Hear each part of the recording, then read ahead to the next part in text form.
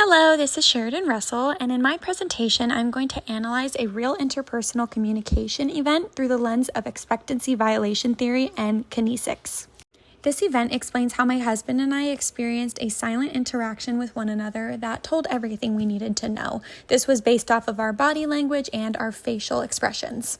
This event occurred at a social gathering. Think of your family Christmas party or your Thanksgiving get-together where someone nearby said something or did something inappropriate, and without using any words, you turn to your husband or wife and exchange an instantaneous look, whether that's eye contact, raising your eyebrows, and a brief facial expression.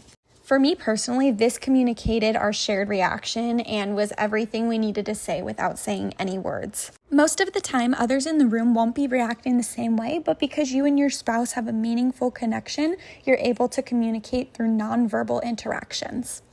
Expectancy violation theory explains how people hold expectations for others' behaviors in social situations, and when somebody behaves in a way that violates those expectations, we have initial reactions. Expectancy violation theory predicts that violations will trigger immediate interpretive responses. Often they're nonverbal. And in this situation, the unexpected behavior caused us to have a silent exchange where we were able to communicate our feelings. This leads us into the expectancy violation theory core concepts. Our expectations is what we believe social norms and behaviors should be. And when people step outside of that, they are violating it, which means that their behavior breaks away from the norm. This then results in heightened awareness after the violation. And following that heightened reaction, we are then able to form our verbal or nonverbal responses. This specifically ties into this event because the violation at hand created immediate nonverbal communication between me and my spouse or you and yours. Kinesics is the study of body movement, eye contact, facial expressions, and posture. And relational communication is a type of communication that close partners develop which allows meaning to be shared with minimal cues, also known as nonverbal shorthand. These are both extremely important in an exchange like this because after this awkward situation happens, you have micro expressions, eye movements, and subtle facial cues that tell everything we need to know. These are what we would refer to as kinesics. Kinesics are nonverbal behaviors which include eye contact, which would be a glance, which communicates something to another individual. We also have facial expressions, which could be raising your eyebrows, widening your eyes, and smirking. We also have micro expressions, which are quick relational specific cues. And then lastly, we have body orientation or movement, and that could be a slight lean or just a position change in your body. These are just another way that we are able to convey a message without even having to speak. Together, all of these cues create a shared meaning. The initial look or glance at one another insinuated, "Did you hear that? Can you believe that?" And then that allows us to form our own opinion, whether we choose to verbally confront the person or not say anything. It allows us to essentially disapprove privately, but still share those feelings with another person. However, these reaction understandings are not just instantaneous. Most of the time, we have to have a history and a mutual understanding with the person on the other end. A long history in deep relationships, such as a husband and wife, allows for these two people to understand one another on a deeper level. Therefore, we are able to communicate in nonverbal ways. Expectancy violation theory in action.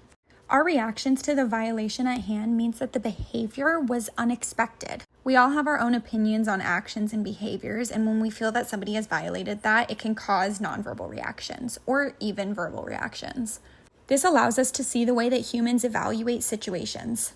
And when we involve another individual, such as our spouse, their immediate understanding of our nonverbal communication shows our relational closeness and understanding. Exchanges like this also demonstrate relational attunement. Relational attunement is the ability for partners to accurately sense and interpret one another's signals. This is often more common in long-term relationships because you have a mutual understanding and you know each other better. You're more likely to be able to decode each other's micro expressions and cues correctly. My husband and I's mutual reaction and feelings were understood very quickly because of how long we've been together. We truly know each other like the back of our hands, therefore we're able to understand these situations almost instantaneously. Strengths and weaknesses of expectancy violation theory. Expectancy violation theory explains to us why unexpected acts trigger immediate responses. It gives us that emotional understanding and meaning. A weakness is that EVT doesn't fully explain the exact nonverbal signals that we use. This includes the exact facial expression we shared with one another, but thankfully, kinesics can make up for that. When it comes to kinesics, our body language can tell us a lot. Every single one of our facial expressions, body language cues, micro expressions, these are all very effective ways for us to analyze our reactions. However, a downside to this is that kinesics alone doesn't fully explain the social rule that was broken.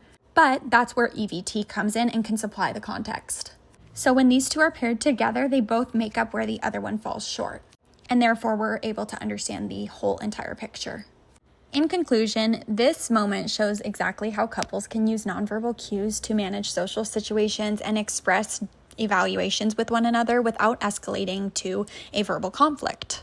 EVT clearly explains why the violations grabbed our attention and why they created an initial response. And then kinesics allows us to explain how we convert those initial reactions to private signals. Essentially, being aware of these initial reactions and dynamics helps us to decide whether we want to intervene publicly or silently to one another and just keep it between us two. This is an essential way for us to be able to communicate because it helps us to avoid conflict while still being able to express our feelings. Thank you for listening to my presentation. Bye!